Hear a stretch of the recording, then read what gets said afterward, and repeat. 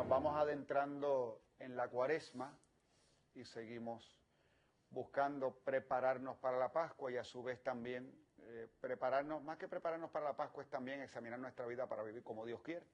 De eso se trata la Cuaresma. Todo el año litúrgico es así, la Cuaresma de manera particular. Mientras vamos examinando nuestra vida, y no solamente la vida personal, sino nuestra vida como comunidad parroquial, como compañeros de trabajo, como pueblo, llámelo como usted quiera. Mientras nos examinamos nos damos cuenta, ¿verdad?, de aquello que tenemos que corregir, de aquello que tenemos que mejorar. Queremos vivir según lo que Dios quiere. Y así también mientras nos adentramos en el tiempo de Cuaresma y se nos iba invitando a la conversión, incluso ayudándonos, como cuando escuchábamos la lectura de la Transfiguración o cuando se nos están diciendo cuáles eran las herramientas que tenemos que utilizar para esa conversión personal, la oración, la penitencia, la caridad. Poco a poco nos vamos adentrando, pero también la palabra de Dios nos va apretando las tuercas. Vamos viendo también cómo de momento también el Señor quiere que veamos claramente elementos muy específicos donde probablemente también resbalamos con frecuencia. Como por ejemplo, hace unos días escuchábamos hermosamente al Señor Jesús hablarnos acerca del perdón y cómo tenemos que estar pendientes al perdón, una acción muy específica en la que se requiere conversión. Hoy la palabra de Dios, dentro de este contexto, nos pone una lectura del profeta Jeremías, donde nos habla acerca de la dureza del corazón. No solamente del corazón, sino también de la mente. Porque la conversión, curiosamente, es la conversión de la mente y del corazón. Y en la primera lectura, hoy escuchábamos al profeta, a Dios por medio del profeta, diciendo, ya les podrás gritar esto y no te van a escuchar. Y habla acerca de eso, de la dureza del corazón. Y es que esto es lo que les propongo y esto es lo que hay que hacer, no es complicado. Miren cuáles son mis preceptos. Y habla de ese pueblo que rechazó los preceptos del Señor. Y a pesar de que luego se les indicaba, pues ya estaban, como he dicho, duros de corazón. No es extraño, nosotros esto lo notamos como cultura y lo notamos hoy hasta como mundo. Sabemos que estamos en un tiempo donde tenemos mucha información de lo que pasa a nuestro alrededor. Piensen, por ejemplo, en los tiempos del profeta. El profeta sabía lo que pasaba a su alrededor y con dificultad.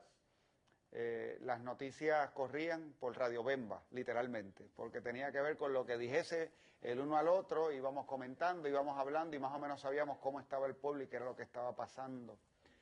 Pero hoy en día sabemos lo que pasa aquí, sabemos lo que está... bueno, tenemos la posibilidad de saber lo que pasa en casi cualquier lugar del mundo. Digo que tenemos la posibilidad porque hay ya más información de lo que nosotros podemos manejar. Y por lo tanto nuestra conciencia con respecto a los acontecimientos mundiales pues es más limitada. Pero sí estamos más pendientes de las cosas que, por ejemplo, pasan en nuestra isla, en nuestro alrededor, en los Estados Unidos. Tenemos esa posibilidad. Y de hecho los medios se enfocan y las noticias se enfocan en mostrarnos tantas y tantas cosas que pasan que tienen que ver con la maldad humana. Es noticia lo malo, no lo bueno. Eso ya lo sabemos, no es extraño, llevamos, qué sé yo, décadas diciéndolo, porque es así. No sé, ¿será que somos morbosos? ¿Será que nos gustan estas cosas? Sí, es terrible. Comunicamos fácilmente y las estadísticas lo dicen de cómo llama la atención aquellas cosas que son negativas. Al mismo tiempo eso hace que nosotros tengamos una conciencia muy fuerte de la maldad que hay en el mundo y ante eso nosotros entonces vamos decidiendo hacia qué nos inclinamos, hacia el bien o hacia el mal. Recuerden aquella lectura del principio de la Cuaresma también, delante de ti pongo la muerte y la vida, tú decides. Mientras nosotros vamos viendo cómo se mueve el mundo, crecen en nosotros también actitudes y valores o contravalores según lo que querramos seguir. Podemos de alguna manera desanimarnos precisamente porque el mundo está mal y entonces nosotros decimos, pero ¿para qué hacer el bien si mira, si todo está chavado y por más que yo haga y por más que yo haga y por más que yo haga va a seguir estando mal? Y entonces podemos inclinarnos hacia eso. Podemos también, como vemos las cosas y estas cosas que vemos siempre se nos muestran y son externas a nosotros. Tú ves las noticias y el malo siempre es otro, no es uno. Cuando tú ves las noticias, ¿qué es lo que tú dices? Mira ese sinvergüenza, mira ese sinvergüenza, mira ese sinvergüenza. Tendrías que preguntarte, ¿y tú serías capaz de lo mismo? Y en tu caso, ¿dónde tú estás? ¿Eres realmente mucho mejor de esa persona que tú señalas? Eso es parte del problema de que veamos constantemente noticias negativas con respecto a lo que es externo a nosotros. Y no seamos capaces entonces de mirar nuestro interior y ver si yo realmente estoy cambiando o no eso que estoy viendo que está tan mal. Así que lo que vemos en esas noticias puede ser un reflejo de nosotros o no. Pero ciertamente también tenemos que buscar cómo nos encamina en un proceso o en un camino de conversión. ¿Dónde estoy? ¿Dónde estoy realmente? ¿Qué pasa conmigo? También tengo dureza de corazón. Piensa en lo siguiente, ¿cuántas veces no has escuchado tú una prédica o un sermón que va directamente a un defecto que es tuyo? Mientras estén hablando de un defecto que tú entiendes que es otro, todo el tiempo estamos asintiendo. Es verdad lo que dice el padre, es verdad lo que... Claro, porque como no te toca, es verdad. Ay, si aquí estuviera mi esposa para que escuchara esto. Ay, si aquí estuviera mi marido. Ay, si aquí estuvieran mis hijos. Porque por alguna razón nunca está ahí el que lo tiene que escuchar. Porque los que están ahí, ninguno necesita ese sermón que se está dando. Porque siempre es para otro. Ay, si aquel escuchara. Ay, qué pena que no. Ese retiro estuvo tan bueno. Si hubiese venido fulano de tal. Pues entonces no estuvo tan bueno nada. Porque tenía que estar bueno si tú que fuiste hubieses dicho al final, TH, me cogieron y me dieron duro. La verdad es que tengo que hacer cosas pronto. Entonces ahí uno puede decir, efectivamente estuvo bien bueno. Pero si tú saliste diciendo, ay, qué chévere, qué bien me siento. Ah, ¿te sientes muy bien? Algo pasó, no estuvo tan bueno. Se supone que en algún punto, bueno, te haya hecho sentir muy bien, sí, porque Dios está contigo y tú dices, qué bueno, me siento muy bien porque Dios está conmigo y me cuida y me perdona y me quiere, me ama. Y al mismo tiempo, pero, oye, me dejaron una lista de cosas por hacer. En buen español me dejaron un to-do list. Estas son cosas por hacer. Me las dejaron ahí después de ese retiro, después de esa misa, después de ese sermón. Pero somos un pueblo de dura cerviz. Ahí es donde está la palabra de Jeremías. ¿Por qué se nos propone esto? Diciéndonos, vélate, porque tú puedes estar viniendo al templo todo el tiempo y ser una persona con un corazón y con una mente cerrada y dura y no querer conversión para el corazón y no querer vivir según lo que Dios quiere. Y vives señalando a todo el mundo, pero no miras el señalamiento que va al interior. Recuerden aquello, se repite con frecuencia y lo sabemos. Por un dedo que señala hacia adelante, no son 4, son 3. Pero sí. El otro, como este se está escabullendo, ¿verdad? Sí, pero si señala para atrás tienes un problema serio. Sí, no son 4, no dice, por uno que está al frente que hay 4 señalando para atrás, no hay 3. Este no puede. A menos que tenga el dedo roto. Si te está señalando a ti, tienes un problema. Pero a lo mejor necesitas que sean 4, o sea, así estamos. Cuaresma nos pide que abramos el entendimiento y el corazón. Entonces, cuando estés en esos momentos donde tú ves que escuchas la palabra de Dios o la predicación y están hablando de cosas muy específicas en las que tú piensas, wow, esto le aplicaría a aquel y al otro. No. Piensa, pero me aplica a mí, porque yo estoy pensando en los demás. El solo hecho de que cuando alguien esté predicando, tú estés pensando en otra persona, ya ahí te está hablando de que necesitas conversión. ¿Por qué? Porque estás haciendo juicio de los demás. ¿Qué sabes tú de lo que necesita el otro? Eso lo sabe Dios. Tú eres el que estás ahí y por lo tanto el Espíritu quiere hablarte a ti porque el otro que tú dices que no está, efectivamente, como no está, el Señor no le está hablando a ese porque no está, te está hablando a ti y mientras tú estás pensando en otra persona, ¿qué estás haciendo? No estás escuchando. Déjate de escuchar lo que Dios quiere para ti. Y si el Señor te está pidiendo humildad y tú dices, ay Dios mío, fulano, tan soberbio que... No, tú porque no estás pensando en ti, a ti te falta la humildad. Y si están hablando acerca de la generosidad y tú dices, ay Dios mío, fulano o fulana tan maceta que es, no te están hablando a ti, esos no están aquí, te están hablando a ti. Si están hablando del aprecio a la vida, si están hablando de lo que sea, te está hablando el Señor a ti. porque a fin de cuentas tú eres el que está delante de la palabra y debes escuchar. Y entonces a todos nosotros hoy nos están diciendo, ustedes son bien cabezones. Esas eran las palabras de Jeremías, ¿verdad? Son bien duros de cabeza y de corazón. Y parte de nuestro reconocimiento es ese. Lo otro que puedes pensar también es cuando llegan los momentos también en que notamos que nos están hablando a nosotros, cómo reaccionamos. Si tú escuchas la palabra de Dios y de momento te toca a ti y empiezas a decir que se lo aplique el primero, que no predique la moral en calzoncillo. Todo eso lo que quiere decir es, tú no quieres escuchar. Estás buscando zapatearte aquello que te duele. Si de momento estás escuchando eso y empiezas, oye, es verdad lo que dice el Padre, pero, y empiezas a buscar excusas, volviste a cerrar el corazón. Montones de veces me he escuchado yo a mí mismo poniendo excusas. Cuando estoy escuchando algo, en alguna circunstancia, digo, oye, eso me aplica. Y digo, bueno, lo que pasa es que mi situación es distinta. ¿Por qué será que la de uno siempre es distinta? A todos los demás, no. Pero la de uno siempre es distinta. Siempre tiene sus aspectos. Y uno busca nuevamente todo aquello que me pueda liberar de la responsabilidad que tengo en ese camino de la propia conversión. Es naturaleza humana, no es extraño, nos pasa a todos. Y en este momento usted probablemente está diciendo, pues a mí no. Ahí tiene el ejemplo. Pues a mí no me pasa eso. Qué bueno, me alegro. Avísame para empezar a pedirte misas, ¿verdad? Mandar misas, pero no por tu eterno descanso, sino porque para que intercedas por nosotros, porque ya te moriste y ya estás en los altares. Te autocanonizaste. También pasa, no nos damos cuenta, ¿verdad? Vamos por ahí y tú dices, no es que vayamos por la vida haciendo cosas terribles. De eso no es de lo que estamos hablando. Un cristiano inconsciente quiere hacer el bien, quiere vivir según lo que Dios quiere. Simplemente uno con humildad va reconociendo que en la vida no todo me va a esa imperfección y la acepto. Y procuro entonces crecer sobre ella. Y dejo de poner el foco en los demás y pongo el foco en mí.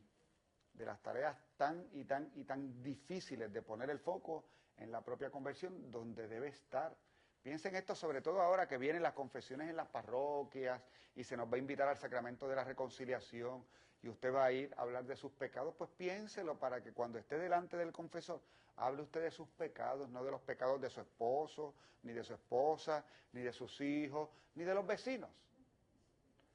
Porque empezamos a hablar de nuestros pecados y terminamos contando los pecados de todo el mundo, menos el de uno. Porque usted va y dice, Padre, es que me dio un coraje. Porque esos hijos míos, si ellos se portaran bien, y si ellos me ayudaran, y si ellos llegaran temprano, y si ellos hicieran las cosas, no, esa es la lista de los pecados de ellos. Yo no necesito la lista de los pecados de ellos porque ellos no están pidiendo la absolución. Tú estás pidiendo la absolución. Padre, es que mire, es que también pasé una situación en el trabajo, porque tengo un compañero y allá va la historia completa del compañero y de lo malo que es el compañero y de todas las cosas que ha hecho el compañero.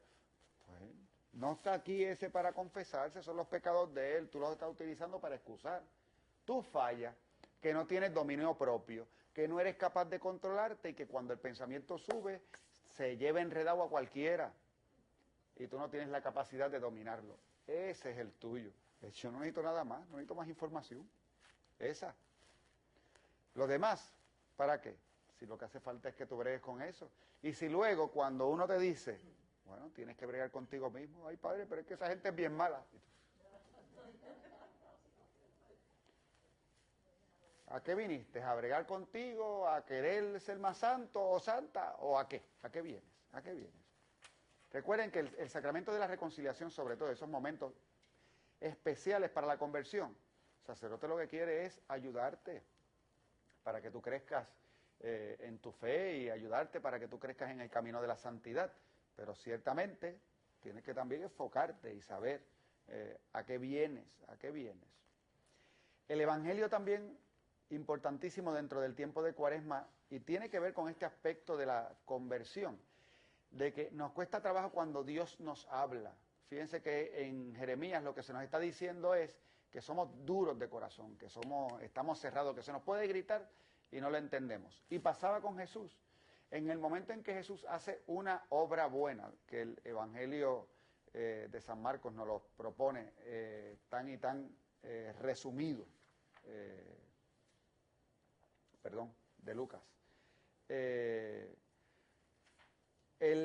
El texto y el milagro de Jesús es bien cortito, ¿verdad? El expulsar el demonio. Nos dice, en aquel tiempo Jesús estaba echando un demonio mudo. Jesús expulsó el demonio y el mudo habló. Despachó el milagro, pero ahí, en dos patas, rapidísimo. Porque entonces viene el conflicto. El conflicto es, ¿y qué significa eso? La humanidad tiene unas fallas que son las mismas a través de toda la historia. Como ya tú hiciste un juicio de la persona, y los que están mirando lo que está haciendo Jesús ya hicieron un juicio sobre él, interpretan sus acciones a base del juicio que hicieron. Lo menos que interesa es que hay un hombre que estaba siendo atormentado y ahora está bien. No, hasta lo bueno que haga yo lo voy a utilizar en contra tuya. Así que pasan dos cosas. Una, bueno, sí, claro que expulsa a los demonios, porque él es un demonio igual. Luego tienes el otro bando. No, pues ahora es algo más grande y queremos ver una señal en el cielo. Imagínense si decían que era un demonio expulsando a un demonio, ¿qué van a decir cuando hubo una señal en el cielo? Que es el mismo diablo, ya no es el príncipe, que es el primero de todos. Porque a fin de cuentas, cuando tú tienes el corazón cerrado, no hay forma de que te convenza. Lo que yo haga va a estar mal. Tengo miedo de usar refranes, porque como recientemente alguien usó muchos refranes en algo. Pues. Ahora, pero bueno, ustedes han escuchado. Palo si boga, palo si no boga. Igual, y a Jesús le pasaba igual. No importa lo que hiciera, estaba mal. Ese era el Hijo de Dios en medio de una humanidad con el corazón cerrado. No importa lo que haga, lo va a hacer mal. Y entonces Jesús, pues, ¿qué va a decir? Va a decir, bueno, pone la siguiente evidencia, ¿verdad? Y va a decirle al pueblo, bueno, el demonio no va a expulsar demonios, porque eso no pasa. Y a mí ese texto siempre me ha impresionado porque pienso en lo que es, en la información que deberíamos tener en nuestra conciencia, pero más que nada sobre aquello que es sentido común, porque esto no es una verdad de fe. El hecho de que para poder vencer tenemos que estar unidos es tan evidente que es algo en lo que el demonio no falla. Con todo y el odio que puede existir en aquellos que están totalmente contrarios a Dios, al final no existe la división.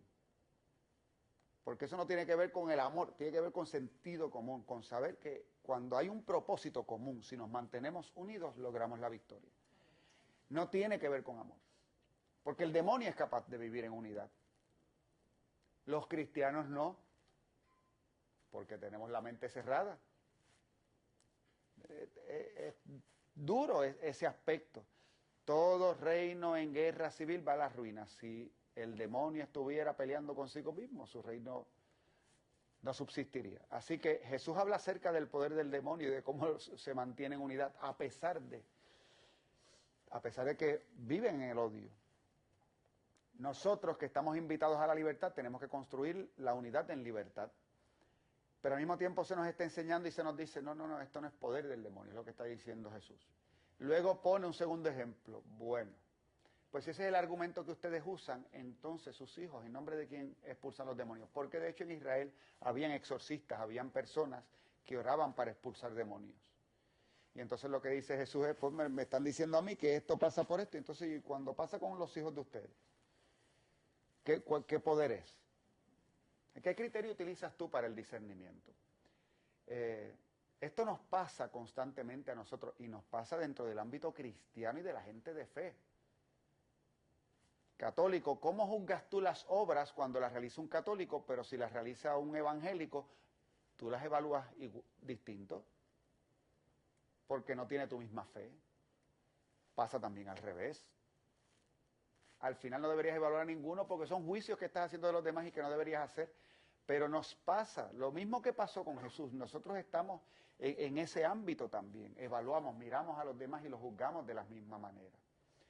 Jesús nos va a decir, el que no está conmigo, entonces desparrama.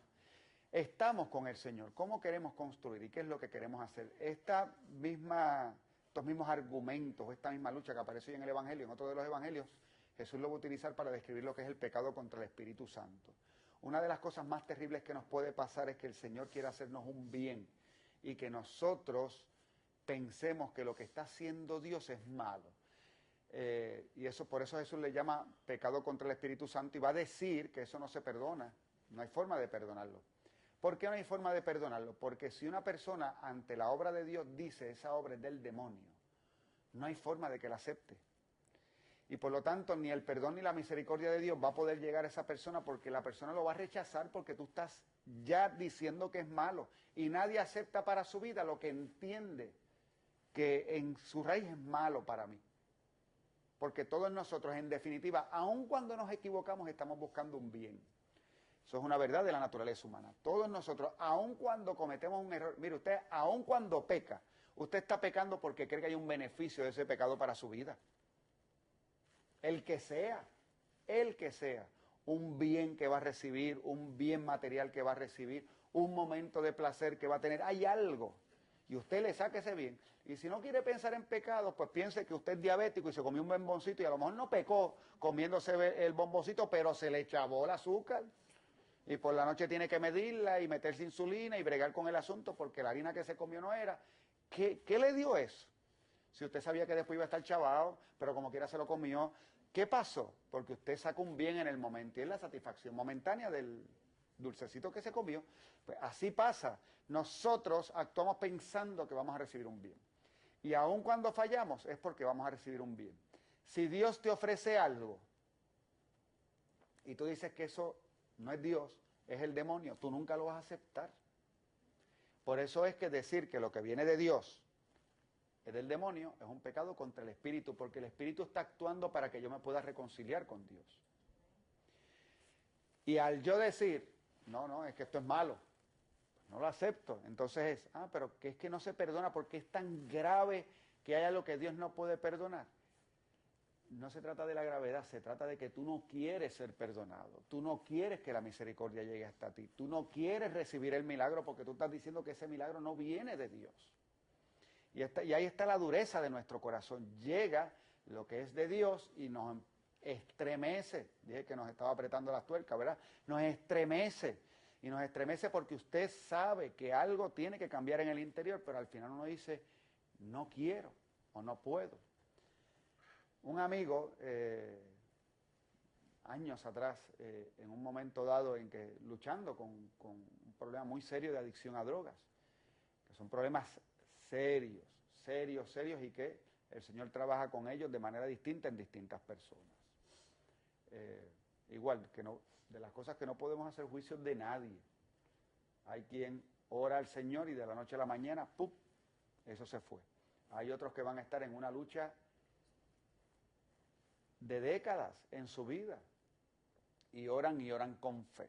No somos quienes para juzgar a nadie. A nadie. Tú sigues adicto porque tú no has pedido con fe. Yo conozco muchos hipertensos que han orado con fe y siguen hipertensos. ¿Por qué tenemos que decirle al adicto también que rece al Espíritu Santo para que se le quite la adicción? A mí fue un cirujano el que me corrigió el problema del corazón, movido por la mano de Dios, pero me tuvieron que dar un tajo de acá. Así que no se trata de que tuviera o no fe. Y este hombre adicto, recuerdo en un momento dado, en esa lucha, en un momento de reconocimiento, decir, es que mi problema es que me gusta. Yo sé que es mala la droga, pero es que me gusta. Ese era un momento de reconocimiento. Pero al mismo tiempo, saber eso, ya tú sabes cuál es esa piedra de tropiezo que te cierra. O sea, tú decir, es que estoy inclinado al otro. Estoy inclinado y tengo una inclinación muy fuerte. Y precisamente porque me gusta, pues la lucha va a ser mayor. Cuando nosotros examinamos nuestra conciencia, va a pasar eso, va a ser, es que esta parte está en mi vida. Y la verdad es que tengo que reconocer que yo no tengo el deseo de que cambie. Y en esto, y en esto, y en esto, mi corazón está cerrado. Y en esto otro, y en esto otro, y en esto otro, debe cambiar. Examinemos pues nuestra vida y sabemos que en la medida en que cada uno de nosotros trabajamos con lo propio, el mundo va cambiando. El mundo empieza a cambiar cuando los individuos, cada uno, está dispuesto a dar un paso de bien hacia Jesucristo el Señor. Nosotros, cristianos, que creemos en Jesucristo, que creemos en su palabra, estamos llamados a vivir esto. Podemos hacer 1000 cosas pensando en un cambio social y lo debemos hacer. Pero fuera de eso tiene que existir el cambio interior. Entre otras cosas porque yo estoy convencido que uno de los problemas en el mundo con los cristianos es que seguimos diciendo cosas que nosotros no damos testimonio, que no las creemos y que las queremos vivir. Y que vamos por la vida dando un testimonio contrario a lo que predicamos. En la medida en que yo amo y quiero a la gente, y ese amor lo manifiesto desde ese camino de conversión, uno va viendo que eso va tocando a otros y otros empiezan a decir, oye, esto del mensaje de Jesucristo está chévere. Pero no solamente está chévere Jesucristo, qué bueno es también poderlo vivir con otros que piensan igual y que se esfuerzan por vivirlo igual y que quieren vivir según ese mensaje de amor que nos ha dado Jesucristo. Necesitamos recorrer el camino de la conversión que nos invita, a los que nos invita el Señor. Y en este momento le pedimos al Señor Jesús precisamente que nos guíe de la mano, que nos lleve para que podamos vivir una auténtica conversión durante este tiempo de Cuaresma. Amén.